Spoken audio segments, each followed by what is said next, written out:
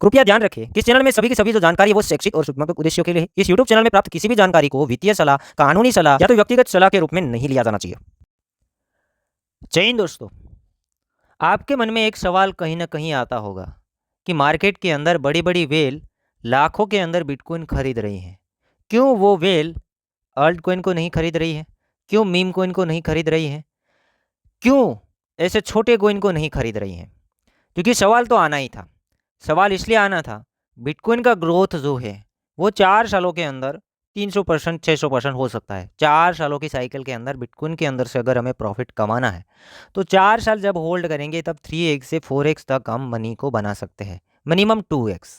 वहीं पे हम अल्ट कॉइन की बात करेंगे तो अल्ट कॉइन 3 महीने के अंदर भी डबल हो सकता है, 2 दिन में भी डबल हो सकता है, और 4 साल का आप साइकिल पकड़ेंगे तो 10x से 20x भी हो सकता है। बट तो भी ये वेल इतने छोटे प्रॉफिट के लिए इतना बड़ा पैसा बिटकॉइन के अंदर क्यों डालती है? वो क्यों अल्ट कॉइन के अंदर पैसा नहीं डालती है? क्यों मीम कॉइन के अंदर पैसा नहीं डालती है? यहाँ पे देख रहे होंगे कि जानी मानी एक बहुत बड़ी कंपनी जो कि माइक्रो स्ट्रेटजी, अभी इसका जो तस्वीर दिखा है माइकल सेलर, ये लगातार बिटकॉइन को खरीदते और होल्ड करते हैं। अभी उसके पास तकरीबन तकरीबन 2,14,400 बीटीसी होल्ड है। एक बिटकॉइन का प्राइस अभी चल रहा है $63,000। तो आप कैलकुलेट कर लेना कितना बड़ा आंकड़ा बनेगा, इतने सारे बिटकॉइन होल्ड करें और कंटिन्यूसली बाइंग करें। आपने कहीं नहीं सुना होगा कि माइक्रो स्ट्रेटजी कभी इथेरियम खरीद रही है, या तो कार्डानो खरीद रही है, या तो कहीं भी आपने ऐसा जिक्र नहीं देखा होगा कि कोई मीम कोइन या तो अल्ट कोइन खरीद रही है। उसके बाद हम बात करेंगे तो ब्लैक रॉक की भी बातों के अंदर आप देखेंगे तो ओनली फॉर बिटकॉइन की बातें होती है। 2 लाख के आसपास बिटकॉइन होल्ड कर रही है और बिटकॉइन का ETF उसने फाइलिंग किया और अप्रूवल भी लिया। तो इसमें भी ब्लैक रॉक के अंदर भी कोई और कोइन के बारे में जिक्र आपने नहीं सुना होगा। शायद हो सकता है कि कभी इसने इथेरियम के बारे में बताया हो, बाकी इसके अलावा कोई भी कोइन के बारे में बात नहीं किया। तो ऐसा क्यों हो रहा है? बड़े लोगों के पास पैसा तो बहुत बड़ा है, बट वो पैसा ओनली बिटकॉइन में डाल रहे हैं, ना तो कोई इथेरियम या तो एक्सेट्रा अल्ट कोइन के अंदर। तो सिंपल सा आंसर है, बिटकॉइन के अलावा जितनी भी क्रिप्टो करेंसियाँ हैं वो सिक्योरिटीज़ हैं। मतलब कि उसके अंदर स्कैम होने के चांसेस बन सकते हैं। सिक्योरिटीज़ का मतलब है कि भाइयों जितना बिटकॉइन डिसेंट्रलाइज है उतना दूसरे क्रिप्टो करेंसियाँ डिसेंट्रलाइज नहीं है। अगर आप बिटकॉइन को होल्ड कर रहे हैं और ऐसा सोच रहे हैं कि यार इससे मैं सेल मार दूं और कोई और कोइन के अंदर घुस जाओ, तो मेरे हिसाब से आप गलत डिसीजन ले रहे हैं। बिटकॉइन एक रियल गोल्ड है, रियल गोल्ड। क्योंकि उसे आप होल्ड करेंगे, आज भी बिटकॉइन है, कल भी होगा, परसों भी होगा, 10 साल के बाद भी होगा और 10 साल पहले भी था। बाकी आप अल्ट के अंदर देखेंगे, इथेरियम 10 साल पहले नहीं था, आज की तारीख में है, आने वाले टाइम के अंदर ना भी हो सकता है। उसके बाद आप कोई भी अल्ट कॉइन पकड़ो, कुछ टाइम पहले नहीं थे, आज हैं, बाद में नहीं होंगे। कुछ ऐसे भी अल्ट कॉइन होंगे, पहले थे बट आज नहीं है, और बाद में तो होंगे ही नहीं। तो ऐसा चलता रहता है सभी कोइन के अंदर, क्योंकि अल्ट कॉइन है, उसके मालिक मौजूद है। और अब आप खुद सोचिएगा कि आज तक बिटकॉइन हैक नहीं हुआ है। सिंपल मैं लैंग्वेज में बताऊंगा कि दूसरे कोइन ये लोग क्यों नहीं खरीदते हैं। लाइक यहाँ पर हम BNB की बात करेंगे तो BNB का सप्लाई आप देखिएगा, फॉर एग्जांपल अभी 25 करोड़ है, 12 करोड़ है, जो भी है सप्लाई। अगर जिसने ब्लॉकचेन बनाया है वो चाहेगा तो उसका सप्लाई बढ़ाया जा सकता है, तो उसके अंदर डिसेंट्रलाइज नहीं है, ठीक है। अगर वो चाहे तो बढ़ाया जा सकता है। और ऐसी बड़ी बड़ी जो वेल है, माइकल शेलर जैसी वेल, इतना बड़ा पैसा लेके बैठे और उसमें डाल दे और ऐसा हुआ तो पुंगी बच जाएगी, इसलिए वो BNB को चूज नहीं करेंगे। अब इथेरियम की बात करेंगे तो इथेरियम के अंदर आपने देखा होगा चेंजेस। पहले इथेरियम भी माइनिंग होता था, आज की तारीख में स्टेकिंग के ऊपर चला गया।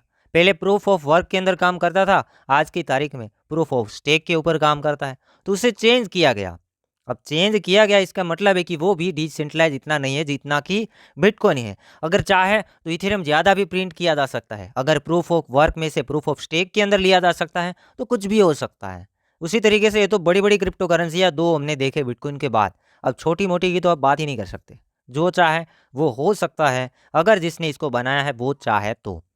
बाकी हम BTC की बात करेंगे तो BTC पहले से प्रूफ ऑफ वर्क के अंदर बनाया गया है और उसका मालिक अभी मौजूद नहीं है। कहा है जा रहा है कि जो बिटकॉइन बनाया है वो सतोशी नाकामोटो ने बनाया है। और एक बात आपको याद दिलाना चाहूँगा, अगर उसका मालिक मौजूद है और कहीं आगे ऐसा न्यूज़ आ जाता है कि यही इसका मालिक है। फॉर एग्जांपल सतोशी नाकामोटो कहीं से आ गया तो वही टाइम पे बिटकॉइन पंप नहीं होगा, वही टाइम पे बिटकॉइन डंप हो जाएगा। अभी पंप होने का रीज़न है कि ज़्यादा डिसेंट्रलाइजेशन दिख रहा है और माइनिंग से ही इसकी सप्लाई आ सकती है, और 21 मिलियन से ज़्यादा सप्लाई नहीं आ सकती है। बाकी आप इथेरियम को देखने जाओगे तो इथेरियम का कोई भी लिमिट नहीं दिया गया है। बीएनबी की बात करेंगे, लिमिट तो दिया गया है बट उसकी ब्लॉकचेन बार बार हैक भी हुई है और उसे चेंज भी आसानी से किया जा सकता है क्योंकि उसके मालिक मौजूद हैं। और ये मान के चलिए कार्डानो की ब्लॉकचेन के अंदर भी छेड़छाड़ किया जा सकता है, और भी ब्लॉकचेन जितनी भी है उसके साथ छेड़छाड़ किया जा सकता है।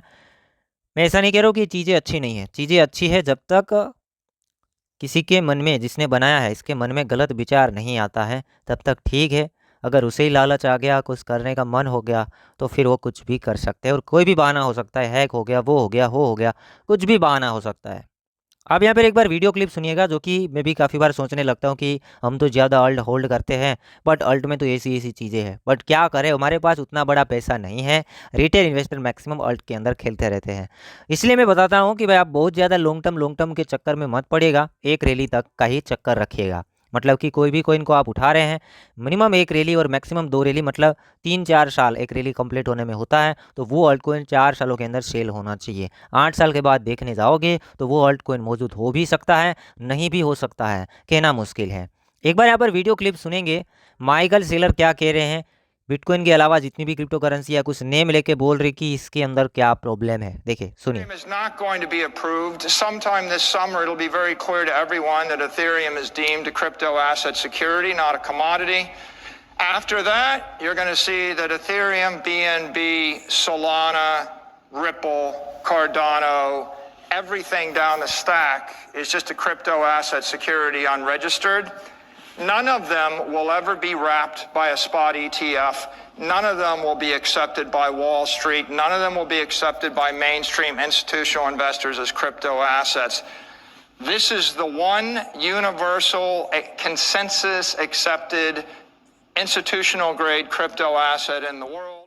दोस्तों, तो आपने जो वीडियो क्लिप सुना वो हकीकत है कि बिटकॉइन के अलावा जितनी भी क्रिप्टो करेंसियाँ हैं वो सिक्योरिटीज़ हैं, मतलब उसके अंदर कुछ भी हो सकता है। और इथेरियम को भी अभी कमोडिटीज़ के अंदर कोई भी बड़ा अनाउंसमेंट ऐसा नहीं आया है कि इथेरियम रियल में कमोडिटीज़ है।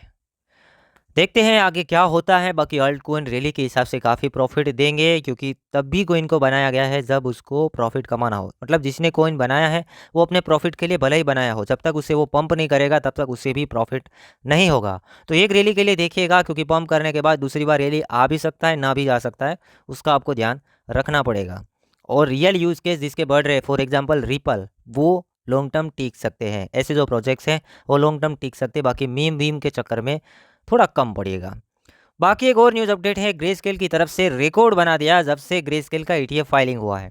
ईटीएफ फाइलिंग होने के बाद मैक्सिमम ग्रेस्केल के अंदर बिटकॉइन की सेलिंग देखने को मिला है, मतलब बिटकॉइन के अंदर सेलिंग देखने को मिला है।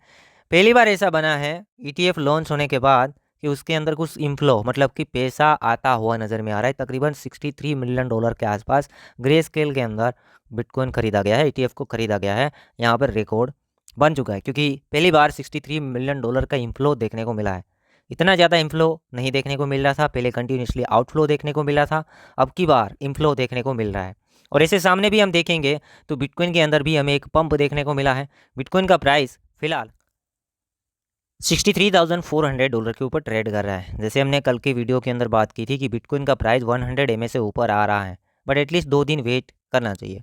मतलब कि वीकली कैंडल्स जैसे क्लोज होगा हमें और ज़्यादा क्लैरिटी आ जाएगी कि मार्केट अब ऊपर जाएगा। ठीक है, वीकली कैंडल के ऊपर नज़र रखो, 60 से ऊपर हम रहते हैं वीकली कैंडल्स के अंदर भी, तो मैं भी बुलिश। ठीक है, तो नज़र रखो इसके ऊपर। बाकी आप स्टॉप लॉस के साथ अभी छोटे मोटे लॉन्ग्स आप खेल सकते हैं स्केल्प टाइप के, बट स्टॉप लॉस जरूर लगाना क्योंकि अभी 2 कैंडल्स बुलिश बने, तीसरा कैंडल भी बुलिश है, तो मैं भी अभी शॉर्ट टर्म और बुलिश रहें और फिर क्लैरिटी आ जाएगी। जैसे वीकली कैंडल्स क्लोजिंग होगा, रियल में बाउंस बैक यहाँ पर मिल जाएगा तो फिर मार्केट काफ़ी हद तक ऊपर जा सकती है, वो हम आगे देखेंगे। फिलहाल जो रेजिस्टेंस हम देख रहे हैं वो बिटकॉइन के लिए जो रेजिस्टेंस है वो है $68,000 to $69,000।